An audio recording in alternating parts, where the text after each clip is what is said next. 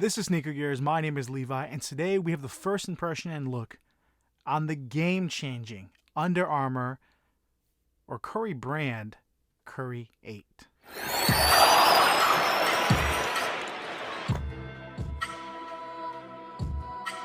Alright, so jumping in, I want to get one thing straight. I know I said Curry 8, but technically with the Curry brand, this is the Curry 1.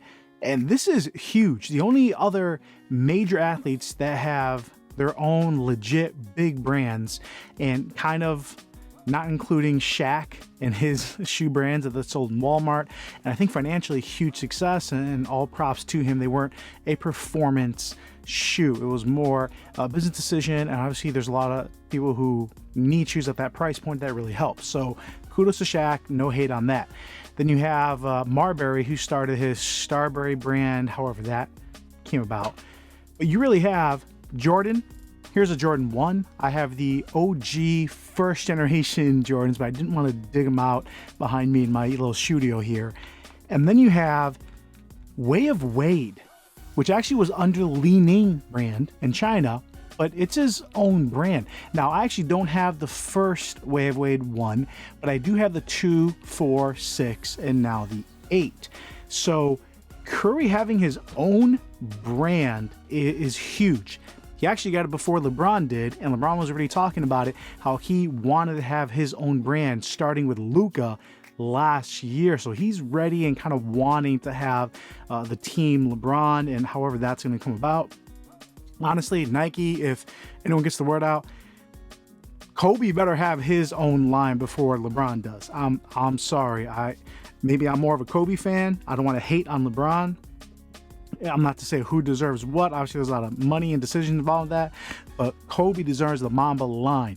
Like, point blank, I think a lot of players, both on professional level, college level, and then going down before that high school, anyone would want to be part of that brand in any number of ways. But let's get back to Curry with the first Curry 1 under the Curry brand, or the Curry 8. All right, so here it is, the Curry 8. Oh, no, that's the Epic React. Here's the Curry 8, and actually, the tagline for the Curry line is changing the game. Legit, this is next level. No, really, this is like next level. When the next level came out a couple years ago, it was game changing as well. Shoe with no laces, not even a lacing system like we had in the Adapt BB or with the Jordan Fast Fit, with also using the Kobe line. This was kind of mind-boggling. Like, how does it work? Will it actually perform? And Adidas proved that, yeah, you can do it. And it really warped how we thought about how performance shoes could perform, where you don't need laces, where it could still be all knit and still be an absolute high elite performing shoe. So how does the Curry 8 do that? Well, one, the knit upper on this is bonkers. Like, this, I brought out a few running shoes I want to compare you guys to, but it feels very similar to something like the Epic React, where the knit just fits 1-to-1. It is unbelievable.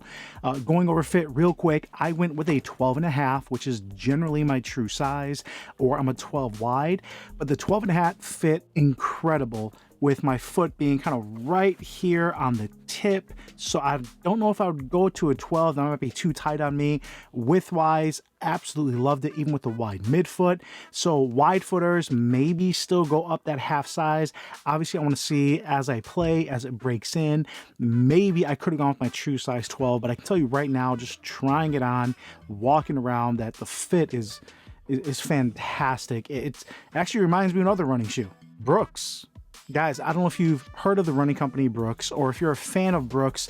One of the things they do really well is just their fit, the materials they use on their shoes. This is their Glycerin 18, which is one of their highest cushion daily trainers, but it just fits. It's incredible. Now, I got this in my specific size 12 wide, which you usually can do for running shoes, and it just fits 1-to-1. It's amazing.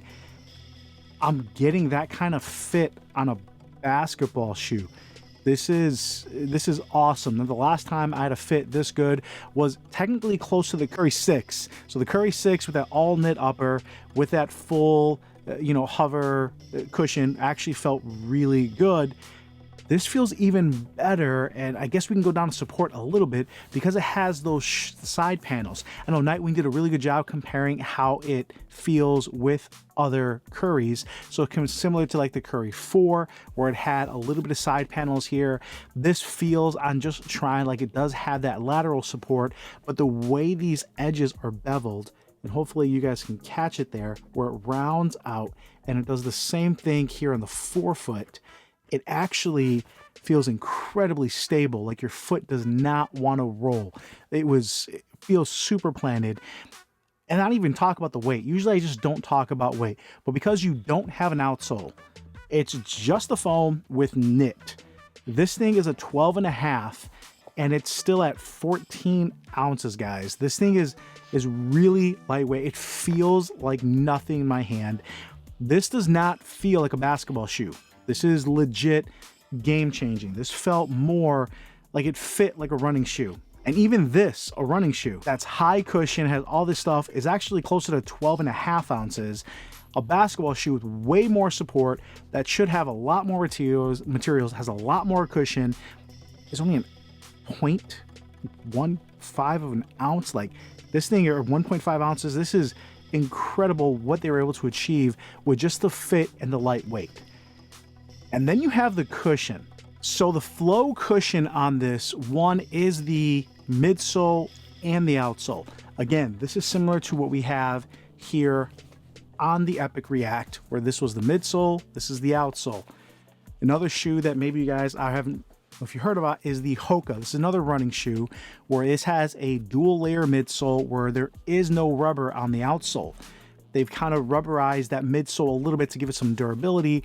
Both of these shoes last a long time, have no issues with grip, and I think Under Armour took a page out of the running shoe category, but I guess I skipped ahead to the traction. But the cushion honestly feels like a really well-balanced running shoe.